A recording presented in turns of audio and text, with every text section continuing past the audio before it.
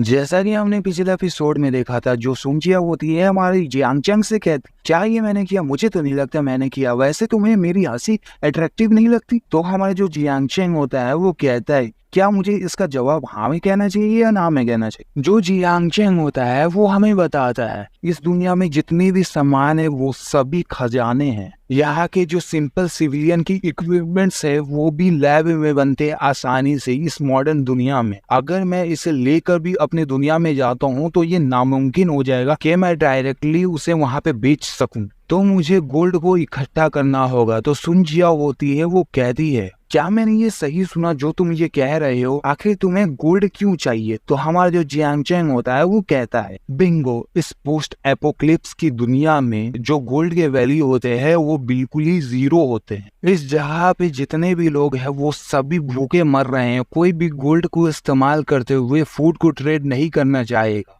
और ना ही वो करने वाला है, लेकिन मेरे लिए वो बहुत ही वैल्यूएबल है और मैं उसे कैश के तौर पे इस्तेमाल कर सकता हूँ। तो वो जो सुंजिया होती है ये बात सुन रही थी और कहती है और तुम क्या कहना चाहते हो। तो हमारा जो जियांगचंग होता है वो कहता है तुम्हें और भी कुछ जानने की जरूरत भी नहीं है। तो वो जो सुंजिया होती है वो अपना मुंह फुला लेती है और कहती है ठीक है मैं आपसे पूछना बंद कर देती हूँ, जैसा कि तुम मुझे बताने वाले हो नहीं। ये अभी कह ही रही थी कि अचानक से जो जियांगचंग होता है वो ब्रेड के टुकड़े को आगे करते हुए कहता है ये लो तुम्हारे लिए। दिखाया जाता है जो सुंजिया होती है वो जल्दी से उससे छीन लेती है और शर्माते हुए थोड़ा कहती है ठीक है अब बताओ कि तुम क्या चाहते हो, मैं तुम्हारे लिए क्या कर सकती हूँ। तो जो हमारा जियांगचंग होता है वो कहता है आखिर मुझे क्या चाहिए होगा, तुमने नहीं कहा था कि मुझे तुम्हारे खाने के लिए केयर करना होगा। साथ ही मैं मन में भी सोच रहा था ये कोई मजाक की बात नहीं है, वैसे भी मैं निराश नहीं हूँ कि मैं चाहूँ कि मेरे लिए कोई कुछ करे। जो सुंजिया होती है वो कहती है खाते हुए क्या कहा तुमने कि तुम मेरे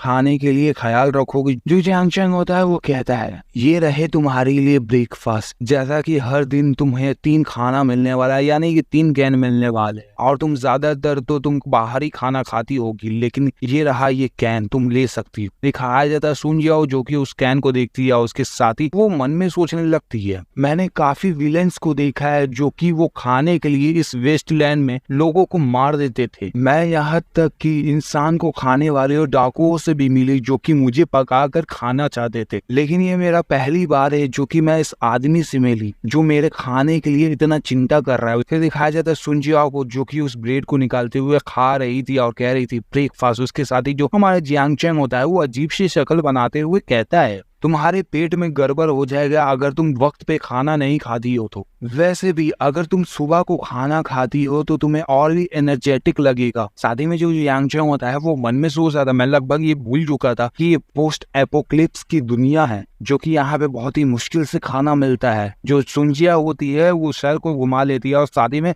शर्माते हुए कहती है तुम्हारा शुक्रिया। जो जियांगचंग होता है वो कहता है क्या कहा तुमने, लेकिन जो सुंजिया होती है वो कहती है नहीं कुछ नहीं, मैं अपनी तरफ से पूरी कोशिश करूंगी कि मैं तुम्हारे लिए गोल्ड को ढूंढ सकूं जो कि वो बैंक के वॉल्ट में होगा, लेकिन उसको यहाँ पे लेके आना सबसे मुश्किल का काम होगा, ना कि उसे ढूंढना ज्यादा मुश्किल होगा। जो EMP है वो न्यूक्लियर वेलफेयर के द्वारा बनाया गया, लेकिन ज्यादातर जो इलेक्ट्रॉनिक सामान है वो तबाह हो चुका है इस सिटी में। जितने भी कार्स है वो भी अब चलने की काबिल नहीं रही। जो टेक्नोलॉजी एडवांस थे वो ज्यादातर डैमेज हो चुके हैं। हालांकि जब तक कोई प्रोफेशनल रिपेयर करने वाला ना मिल जाए तब तक मुझे कोई भी चलाने वाला कार नहीं मिल सकता। जियांगचंग होता है वो कहता है इतना तुम्हें परेशान होने की जरूरत नहीं है, बस तुम्हें फोकस करना है इन्वेस्टिगेटिंग में और जितने भी यहाँ पे खतरनाक चीज है, और मुझे पूरा एक्सट्रैक्ट लोकेशन चाहिए गोल्ड का कि वो कहाँ पर है, बस मुझे यही जानना है और तुम कोशिश करना कि तुम जल्द से जल्द रात होने से पहले यहाँ पे आ जाओ। तो सुंजिया कहती है मैं समझ गई। वैसे भी जितने भी ज़ॉम्बीज़ है वो चालाक हो जाते हैं जब रात का वक्त आता है। उसके साथ ही हमें दिखाया जाता है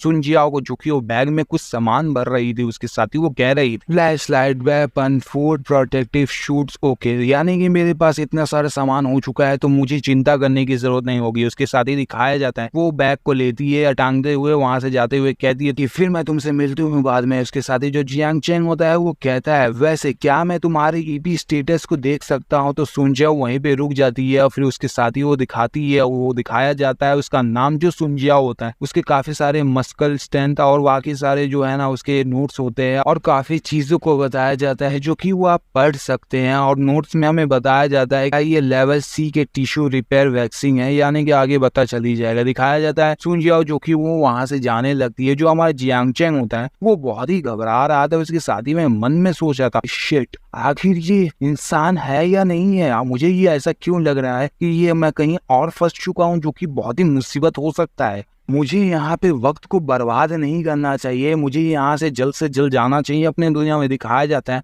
वो हमारा जियांग चैंग वही मल्टीवर्स एबिलिटी को इस्तेमाल करता है और अपने दुनिया में आ जाता है। जो कि दिखाया जाता है वो अपने बेड पे पड़ा हुआ होता है। उसके साथ ही वो कहता है अब मुझे अच्छा महसूस हो रहा है और मुझे सेफ भी लग रहा है यहाँ पे आके। फिर हमारे जो जियांग चैंग होते हैं वो अपने कलाई को देखता है और उसके साथ ही वो कहता है कि अब वक्त आ चुका है कि मैं इसे रिचार्ज कर सकूं। दिखाया जाता है जो जियांग चैंग होता है बाजू में देखता है जो कि वो इलेक्ट्रिसिटी प्रोड्यूस ही करता है, बोर्ड होता है। जो कि हमारे जियांग चैंग होता है वो खड़ा हो जाता है। उसके साथ ही वो मन में सोच जाता है, भूल जाते हैं अभी के लिए मेरे पास बहुत सारे वक्त है और बहुत सारी चीजें जिससे कि मैं इसे चार्ज कर सकूंगा। दिखाया जाता है हमारे जियांग चैंग को जो कि वो कहीं पे आया होता है, वो किसी चीज को तोड़ते हुए जो कि इलेक्ट्रिक प्रोड्यूस करता है वो है ना उसे तोड़ देता है। उसके साथ ही वो खोलने के बाद वो सोचता है मन में अगर सुनजिया वहां पे आ जाती है और मुझे वहां पे नहीं देखती है तो सच में बहुत ही बड़ा मुसीबत हो जाएगा और मुझे जल्द से जल्द इसको चार्ज करने के लिए मुझे इस इलेक्ट्रिसिटी को उधार लेना पड़ेगा यहाँ से। फिर दिखाया जाता है जियांग चैंग जो कि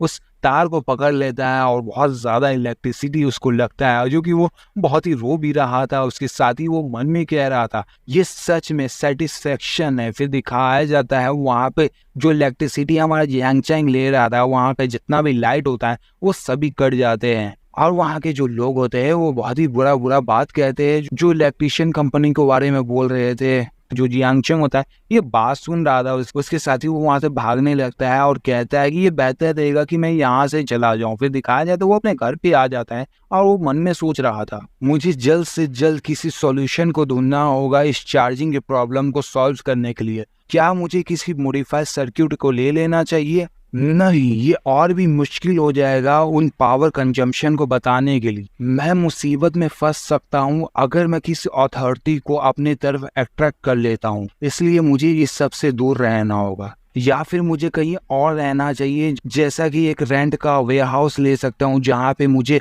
हाई करंट आउटपुट दे सकता है। डैम इट, ये बेहतर होता कि मैं इस इलेक्ट्रिसिटी पावर सोर्स को बदल के कुछ और कर लेता जिससे कि मेरे लिए बेहतर होता। इस एपिसोड को हम यही पे खत्म करते हैं। आगे एपिसोड में हम ये देखने वाले हैं कि जो हमारा जियांग चैंग है उस दुनिया में जाने के बाद वो सुन जियाओ के साथ क्या करने वाला है। तो आगे के एपिसोड के लिए तैयार रहना। चलो फिर बाय।